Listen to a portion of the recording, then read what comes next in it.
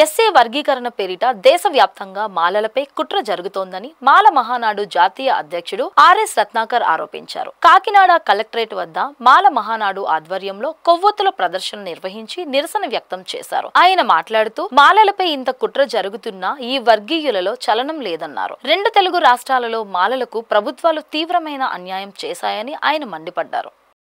రాష్ట్రంలో ఉన్నటువంటి తెలుగు రాష్ట్రాల్లో ఉన్నటువంటి మాల సోదరులారా, ఎస్సీ వర్గీకరణ ముసుగులో దేశవ్యాప్తంగా దళితుల ఐక్యతపై కుట్ర జరుగుతూ ఉంది.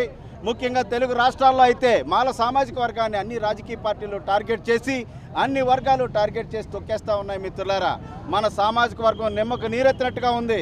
ఎవరిలోని చలనం లేదు. మిత్రులారా, మనం మాట్లాడకుండా ఉంటే, ప్రజాస్వామ్యత పోరాటం చేయకుండా ఉంటే, దీనిపైన మనం రియాక్ట్ కాకపోతే మన సామాజిక వర్గం చరిత్రలో ఒకప్పుడు ఉండేదని చెప్పుకునేటటువంటి పరిస్థితులు వస్తాయి. మిత్రులారా, మాల ఉద్యోగులారా, way back to the society అన్నారు అంబేద్కర్.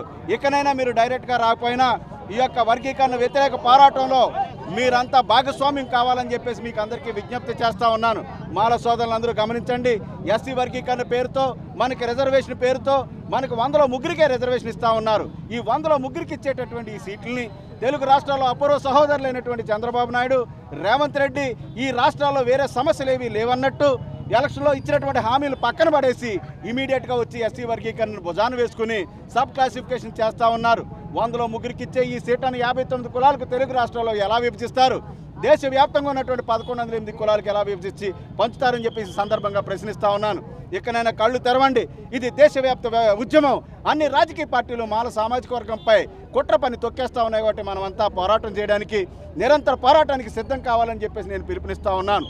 भाई और बहनों सुनिए, देश भर में सभी राजनीतिक पार्टियां एससी आरक्षण वर्गीकरण के बहाने देश भर में सभी राजनीतिक पार्टियां दलितों की एकता को कमजोर कर रही है।